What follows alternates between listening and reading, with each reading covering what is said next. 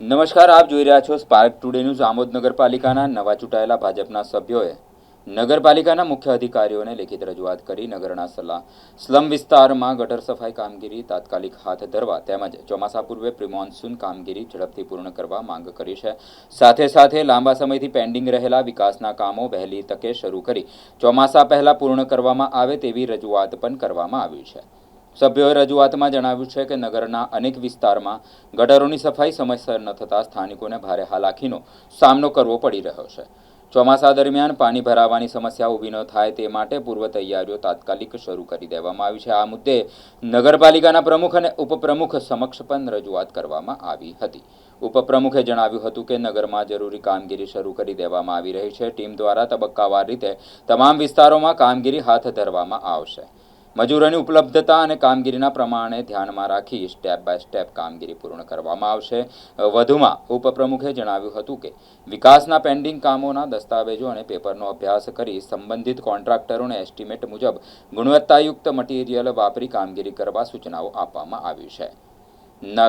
નગરજનોમાં આશા વ્યક્ત કરવામાં આવી રહી છે કે નવી ટીમમાં સક્રિય અભિગમથી સફાઈ, ડ્રેનેજ અને વિકાસના કામોમાં ઝડપ આવશે અને ચોમાસા પહેલા જરૂરી સુવિધાઓ વધુ સુદૃઢ બનશે। આજરોજ અમે સૌ ભારતીય જનતા પાર્ટીના સદસ્યો દ્વારા આખા ગામમાં જે આગળના સમયમાં ચોમાસું આવવાનું છે તેને લઈને પ્રી મોન્સૂનની કામગીરી અને ગામમાં જ્યાં જ્યાં કચરાના ઢગલા પડેલા છે તેના માટે ઉઠાવવા માટે યોગ્ય જગ્યાની નિકાલ કરવા માટેની કામગીરી માટે રજૂઆત કરેલી છે ચીફ ઓફિસર સાહેબને।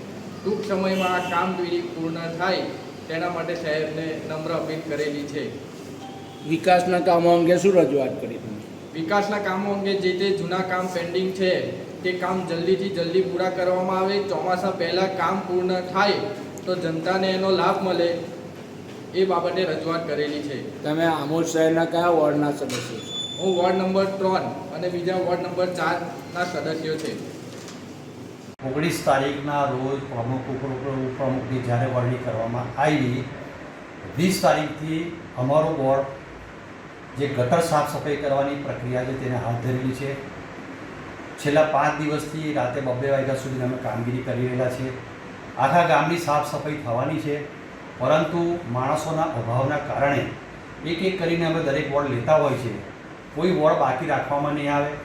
વિકાસના કામની જ્યાં સુધી વાત છે ત્યાં સુધીને ગયા ટર્મની અંદર જે વિકાસના કામોના વર્ક ઓર્ડર થયેલા છે, કેટલા બાકી છે, કેટલી પ્રક્રિયાઓ બાકી છે તેનો અભ્યાસ થઈ રહેલો છે।